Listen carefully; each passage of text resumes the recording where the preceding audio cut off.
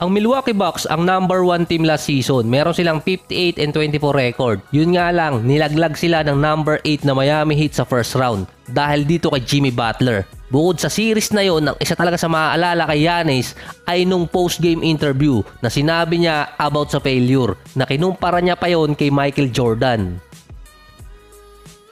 May report di umano na si Giannis aalis ng Bucks kung hindi mariretain ang lineup nila sa time na magiging free agent siya.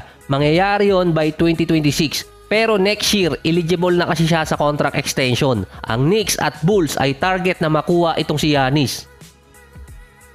Ang Bulls nag-ready na ng cap space sa taon na yon para makuha nila itong si Giannis. Ang Knicks naman naka-ready na rin. Kahit ang Miami dati ginawa na yon. Kaso nga itong si Giannis nagstay sa Bucks. Ang Lakers contender naman, lagi yun. Pero oras na lumipat si Giannis ng team na hindi pa ulit siya nananalo ng championship or sabihin natin nakapasok ulit siya sa finals dito sa Bucks, babalikan yung 2023 playoffs dahil sa ginawa ni Jimmy Butler. Doon kasi nagpasimula na si Tito Jimmy ang bumasag sa franchise player ng Bucks at ito nga ay si Giannis. Ngayon pa lang napapaisip na si Giannis na umalis. Kahit si Joel Embiid at Sixers tinalo din ni Jimmy Butler noong mga nakaraang playoffs. So far, ang champion ng 2020 eras, Lakers, Bucks, Golden State at Nuggets. Sa apat na yan, dalawa ang main man international player, si Giannis at itong si Jokic. So parang 2000 era San Antonio dahil kina Tony Parker, Manu Ginobili, kasama din si Tim Duncan. So ang take kasi dito, si Tim Duncan, naturalized player ng Team USA dahil galing siya ng US Virgin Island. So consider mo pa rin siyang international player. Ng 2011 naman si Dirk sa Dallas. Yun nga lang, hindi kasi nasundan yung championship na yun ng Dallas at wala rin sumunod kay Dirk. Ang masasabi mo lang doon si Giannis dahil 2019 nanalo siya ng MVP pero 2020 era na siya nakakuha ng championship.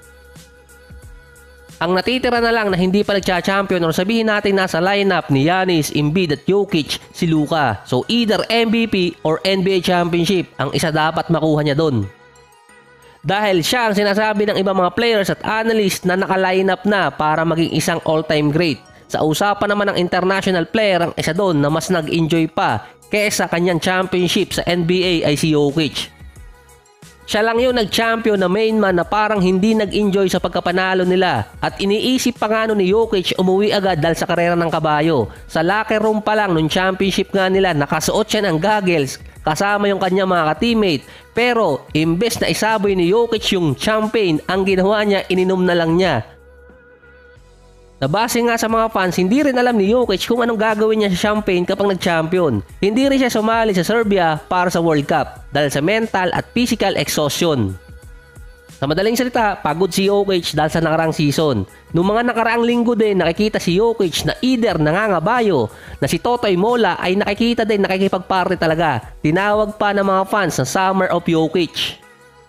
So maraming European team ang sinalubong talaga ng kanilang mga fans. Kahit yung Team Serbia, maraming fans ang dumalo doon nung dumating sila sa kanilang bansa. Makikita din doon na mas nag-enjoy si Jokic sa party ng Team Serbia kumpara nung kanilang championship. Andun din sa party si Novak Djokovic na isa sa mga kaibigan ni Jokic. So dalawang joker ang nandun. Hindi pa alam kung out of shape si Jokic dahil ilang linggo na lang babalik na sila sa kanilang mga teams. At balik kasi sa dating lifestyle itong si Jokic nitong off-season. Ang isa pa nga sa mga story niya nung bata pa siya, 3 litro ng coke ang iniinom niya araw-araw. Mahirap tanggalin yun basta-basta lalo na sa gaya ni Jokic na nakasanayan na tapos atleta pa. Kaya minsan makikita niyo si Jokic umiinom ng sparkling water kasi isa sa mga substitute yun sa sobrang pagkahilig sa soda or coke. Ayon yan sa ibang medical expert na nabasa ko lang online.